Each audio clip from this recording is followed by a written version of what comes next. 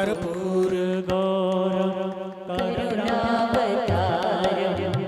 संसार सारम भुजगेन्द्रहारम सदा वसन्तं हृदयाय विनिन्दे सदा वसन्तं हृदयाय विनिन्दे भवं भवानी सहितं नमामि भवं भवानी सहितं नमामि भवं भवानी सहितं नमामि।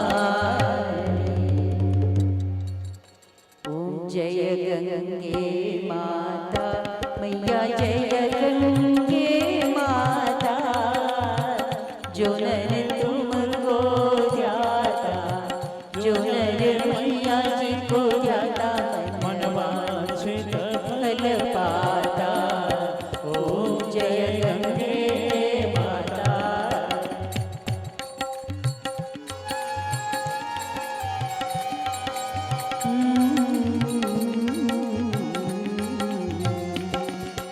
चंद्र सी ज्योत तुम्हारी जल निर्मल आता मैया जल निर्मल आता शरण पड़े जो तेरे शरण पड़े जो तेरे सोनर तर जाता।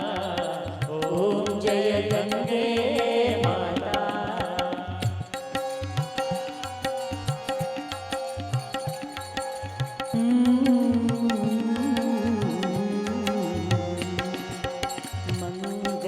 मंगलकारिणी मैया तू है सुखदाता मैया तू है सुखदाता तेरी गोद में आकर तेरी शरण में आकर मन शांति पाता।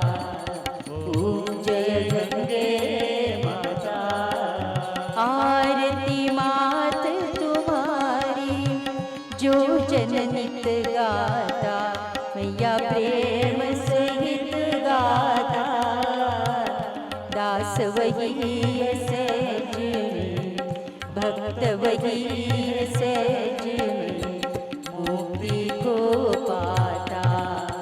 ओम जय गंगे माता जय गंगे माता मैया जय गंगे माता जो नर तुमको ध्याता जो नर मैया जी को ध्याता मन वांछित फल पाता। ओम जय गंगे माता जय गंगे माता जय गंगे माता। त्वमेव माता च पिता त्वमेव त्वमेव बन्धो च सखा त्वमेव त्वमेव विद्या द्रविणं त्वमेव त्वमेव सर्वं मम देव देव। सर्वे भवन्तु सुखिनः सर्वे सन्तु निरामयाः सर्वे भद्राणि पश्यन्तु मा कश्चित् दुःखभाग् भवेत्। ॐ शान्ति शान्ति शान्ति। Who wrote the scriptures? Who wrote the Shastras? And how did they know what to write? How do you know that God is real? So, who wrote the scriptures? Well, some of our sages, Sage Vyasji, codified them, means he put them in order, brought together the teachings into one place. So you could say he spoke them. But as he spoke, Ganeshji wrote. But what Sage Vyasji was speaking, he wasn't saying, I'm creating this. This is my novel I'm writing, or this is my invention. He was bringing together the wisdom that had existed forever. So whatever religion we look at, the holy books, the scriptures, have been given to us by the divine.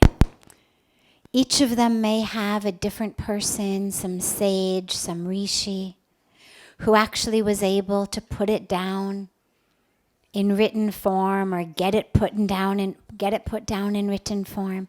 But the actual truth has come from the divine. And how do we know that they're real? And how do we know God is real? We know that God is real because of the presence in all of the things that are filled with God. So for example, let me give you an easier way to think about it. Right now, just looking in this room, right with what we have, how do you know that electricity is real? How do you know? Right, exactly. And?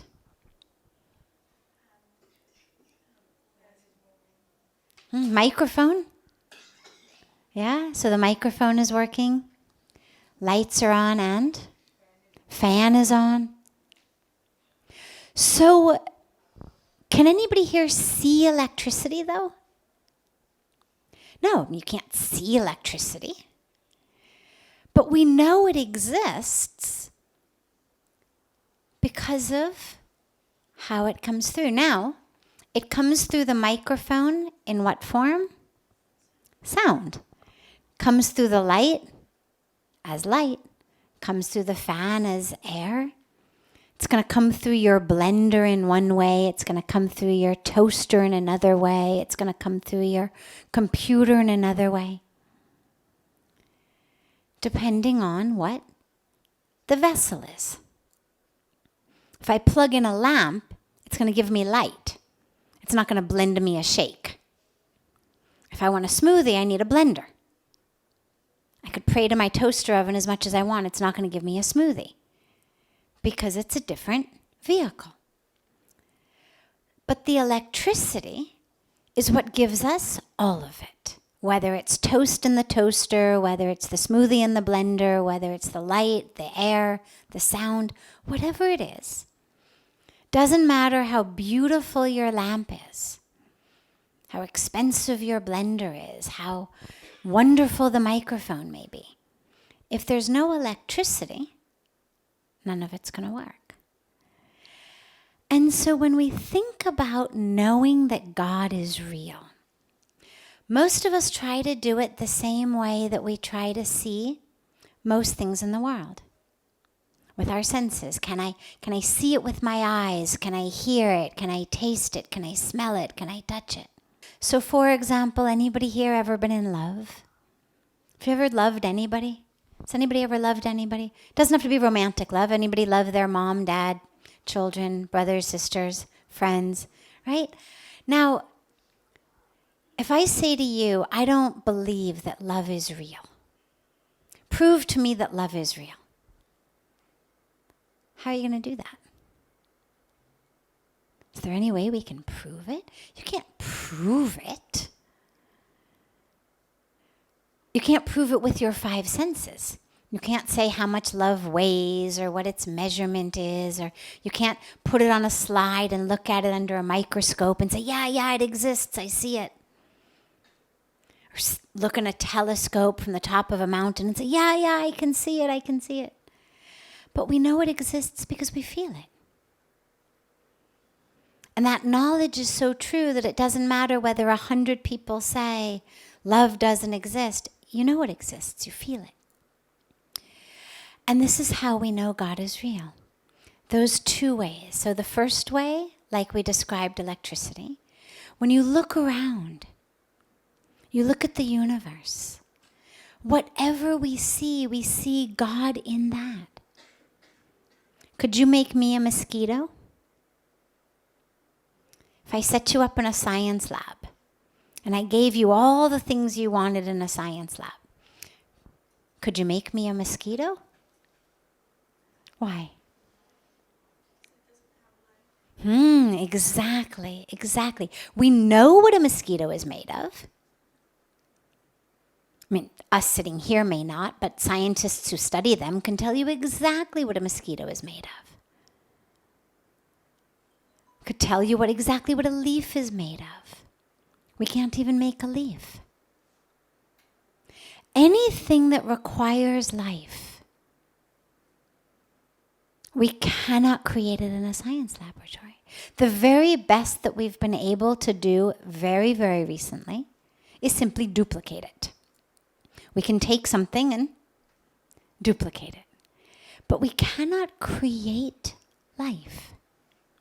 So when we see life, we know there's God. Now, that doesn't mean that evolution doesn't exist. I'm not saying that all of us have been put here because God sitting up in heaven has waved a wand and says, zap, you should exist, you should exist, you should exist. We've come into the world the most biological, natural, evolutionary way. But if you look at science, if you look at how we got here, if you look at evolution, well, what's obvious is someone, somewhere, needed to know what they were doing. Because this is way too perfect and way too complex. For even today, with the best scientists, the culmination of thousands of years of scientific study, the best of them are living now. Because they're building on what those who lived in the past did. But even at this pinnacle of science, still can't create a mosquito. Forget a mountain, a river, a person. So when we see that which exists, we know there's someone, something through whom that exists. Like when we look at the light, we know there's electricity even though we can't see it. Because the light is on, we know electricity is flowing through it. So when we look at the universe around us, we're able to see that divine spark. And the last piece is, it's not just that God created us. It's that in all of that creation, God exists. It's like I was saying last night, when we live as souls rather than as bodies, and we open up that space for other people to start living then as souls. Because if I look at you as a soul, well, I've created space for you to see yourself as a soul.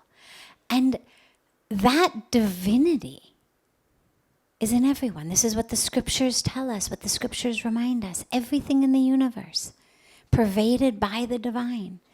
And so it's not just that God created us like an artist and then left the workshop. But actually the same way that you can see electricity in all of this, you can see the divine in all of creation, whether in a rainbow, whether in a tree, whether in a loved one,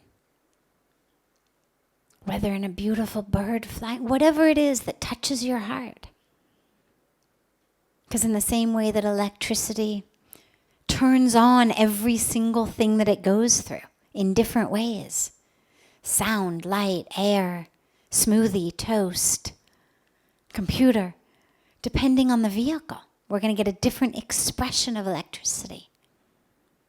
So in the same way, we're going to get a different expression of divinity through all of the different vehicles and vessels. But that becomes the really beautiful and fun part of life, is to go through life knowing that everything is divine, everyone is divine, and to see if you can see it. Like I said, how do we know there's electricity? And you start looking around, well, okay, there's a light. And then you think for a minute, and then I say, what else? And you say, oh yeah, there's a fan. To do the same thing in your life, well, okay, so maybe I can see the divine in my mom and dad. Maybe I can see the divine in my grandma. Can you see the divine in your neighbor? Can you see the divine in the guy who picks on you in school? Can you see the divine in the teacher who yells? And that becomes, it's very difficult, it's not easy. It's not like seeing electricity in a toaster. But it's there. We know it's there. And so that becomes an incredibly beautiful challenge in life, and sort of an internal, not game, because game is very simplistic, but an internal challenge and experience as you move through life. An inner test you can keep giving yourself, quiz every Friday, okay. How many different people and aspects of creation was I able to see God in this week? And if you start looking like that, what you're going to see is you're going to start to see the divine so much that you'll feel that God exists. You won't need to use the brain to understand, well, how do I prove it? How do I touch it? What does it feel like? How much does it weigh? When do I see it?